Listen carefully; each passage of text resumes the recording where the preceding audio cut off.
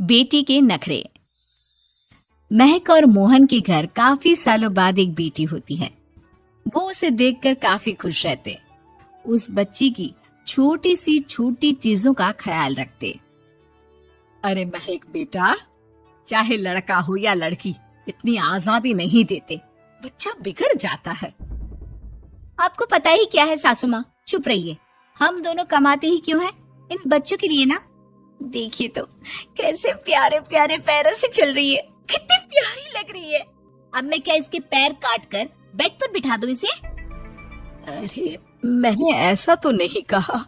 मेरे कहने का मतलब ये था कि बस करो ना माँ, क्या सारा दिन टोका चाकी करती रहती हो।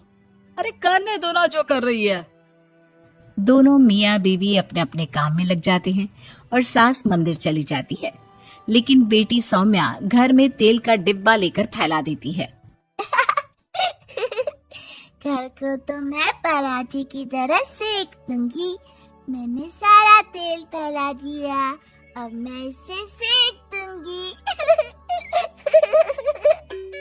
महक कमरे में आती है, जहाँ सारे तरफ तेल ही तेल फैला हुआ होता है। अरे मोहन देखो तो, अपनी छोटी सी बच्ची की हरकत, पूरे घर में तेल फैला दिया। मोहन भी आकर हंसने लगता है। छोटी सी सौम्या को लगता ही नहीं कि उसने कोई गलत काम किया है। वो भी खुश हो जाती है। अब तो आए दिन वो कोई ना कोई नया नुकसान करती, कभी टूथपेस्ट गिरा देती तो कभी डिटर्जेंट। हालत ये थी कि घर का राशन किसी किसी महीने तो 2 बार भरना पड़ता। रोज ये कोई ना कोई नुकसान करके खड़ी होती है। अरे तो क्या हो गया माँ जी, बच्ची है, बच्चों वाले काम ही करेगी ना। आप बिना पता नहीं क्यों उसी के पीछे पड़ी होती हैं। धीरे धीरे सौम्या बड़ी होती है। एक दिन, माँ देखो दरवाजा खोलो, वो ऑनलाइन मैंने जीन्स मंगवाई थी, वो आई होगी। 3,000 दे देना और पैकेट ले लेना। 3,000? ऐसे कैसे जीन्स है बेटा, ये तो बहुत बड़ा अमाउंट है। माँ फालतू बात थोड़ा कम ही किया करो और जल्दी जाओ, वरना समझ लो खाना नहीं खाऊंगी मैं आज सारा दिन। सास वहीं खड़ी सब देख रही थी, लेकिन अब तो उन्होंने भी बोलना छोड़ दिया था। अब तो आए दिन सौम्या के खर्चे बढ़ते ही जा रहे थे। कभी महंगी ड्रेस तो कभी दोस्तों के साथ पार्टी। पैसे दे दो तो ठीक, ना दो तो घर में कलेश। ये सब तुम्हारे ही कारण हुआ है। देख रही हो कैसी हरकतें हो रही है इसकी। रात के 8 बज गए हैं, लेकिन महारानी जी घर पर है ही नहीं। तभी सौम्या पड़ोस के लड़के के साथ वहाँ आती है। ओके बाय रोहन, कल फिर मिलेंगे, लव यू। ये क्या हरकत है सौम्या, आज तो तुमने हद ही पार कर दी। पापा कब से परेशान है। और ये लड़का कौन है? तभी पास खड़ी सास बोलती है, देखो महक, आज तक मैंने कहा नहीं था, लेकिन मैं आज कहूंगी, क्योंकि ये मेरे घर का मामला है। मैं नहीं चाहती कि मेरे बेटे का खानदान खराब हो या फिर कोई हम लोगों के घर के लिए बात करे।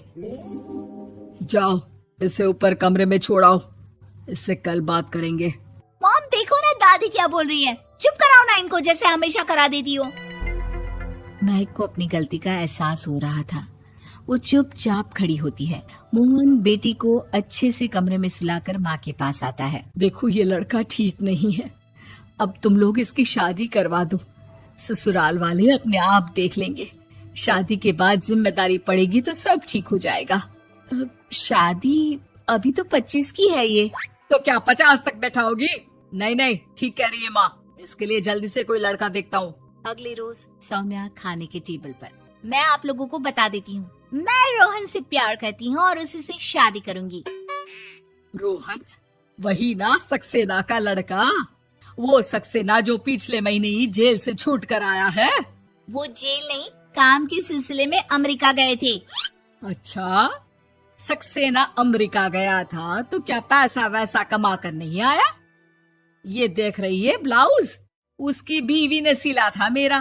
पैसे की कमी का रोना रो रही थी, पति को कोस रही थी कि जुआ खेलते पुलिस ने पकड़ा और लगी लगाई नौकरी भी छूट गई।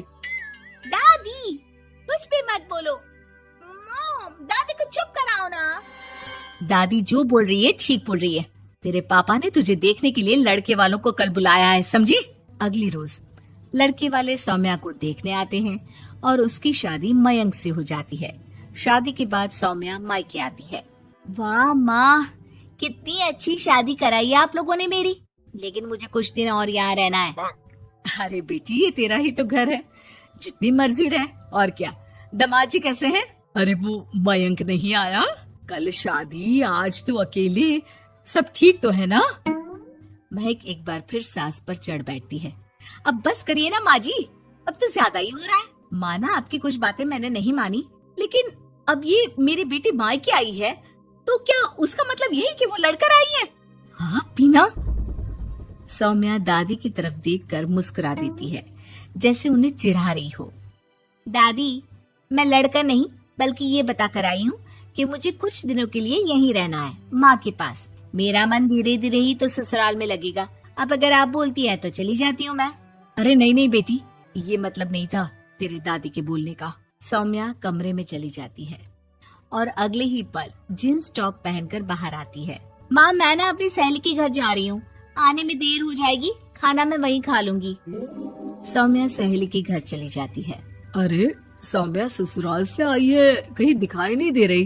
वो सहेली के घर गई है, काफी दिनों बाद बच्ची का मन कर गया होगा। महक रहने दे, अब इतना हल्के में ना ले, लड़की अब किसी और की अमानत है। घर में इतनी देर से आएगी तो लोग क्या कहेंगे। और होता भी ऐसा ही है। दरवाजे में पुलिस आती है जिसके साथ सौम्या होती है। ये आपकी बेटी है? जी जी, लेकिन क्या हो गया? पापा, मैं और रीना घूम रहे थे तो रोहन वहाँ आ गया। उसने मेरे गहने खींचने की कोशिश की, जब मैंने नहीं दिया तो मुझे धक्का मारकर मेरे गहने ले लिए। पापा, मुझे माफ कर दो, मुझे ना मयंक के पास जाना है, आप उसे फोन कर दो, वो मुझे ले जाएगा। दादी आप ठीक कहती थी, वो अच्छा लड़का नहीं है। कोई बात नहीं बेटा, मयंक का फोन आया था, उसे तेरी याद आ रही थी, लेकिन वो तुझे भी अपनी जिंदगी जीने से नहीं रोकना चाहता था। मैं उसे बोल दूंगी कि वो कल तुझे लेने आ जाए। अगले दिन, चलो सौम्या, मैंने आज रात की फिल्म की टिकट और 5 स्टार होटल में खाने के लिए टेबल बुक कर दी है।